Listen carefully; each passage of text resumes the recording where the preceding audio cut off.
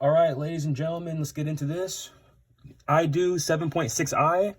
I'm really excited because this is the first time that we've gone over a 0.6i type of teach problem. As always, we begin with our rule strategy. So we'll write rules at the very top.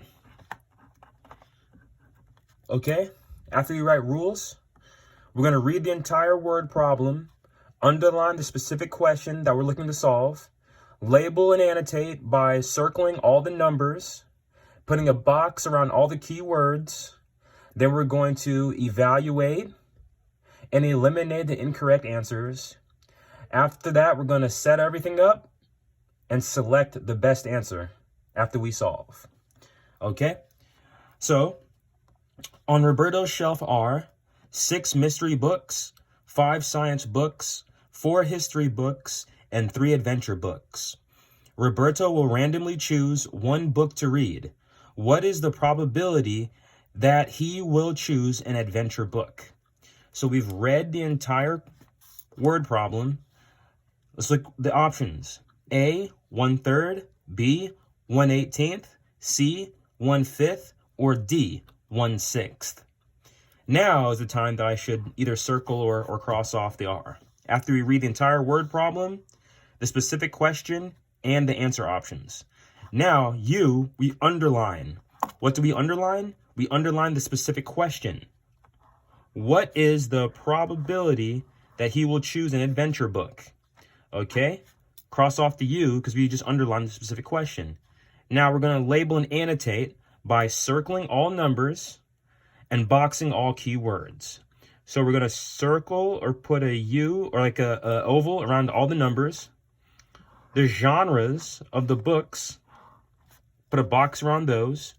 Roberto will randomly, okay, keyword, he's going to choose one book. Okay, we'll circle that to read. What is the probability, okay, keyword, he will choose an adventure book. Put a box around adventure book, okay? That's the type of book that we're looking for. All right, so now randomly means without bias. So he's not trying to select any specific book, but it does tell us afterwards it's an adventure book. So adventure, okay? Adventure, that's the type of book. Probability is, what is the chance? Okay? What is the likelihood? All right? Is it like with the E? Likelihood that he will select a book that is adventure. Okay? So now our next step is to evaluate. So we're going to add up all the types of books. So our formula is, ladies and gentlemen, our formula is P, the probability, P equals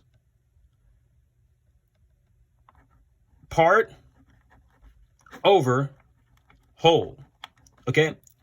The probability equals the part over the whole. So the part is going to be the amount of adventure books, which is 3 adventure books. Okay? So let me put this right here so you can see that. The part over the whole. So we have 3 adventure books. And then we have how many books total? The whole amount of books is 6, 5 is 11, plus 4 is 15, plus 3 is 18. Over 18. Or the part over the total. So there's 3 adventure books.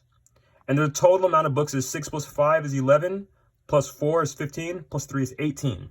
So there's 18 total books. Okay? That's why we put 3 over 18. Okay? So now, the probability that he will select an adventure book, this is our evaluation, our fraction. The probability that he will choose an adventure book would be simplify. Okay? We can simplify 3 over 18. It's this right here. So let's factor out 3. Let's factor out 18. So 3 is 3 times 1.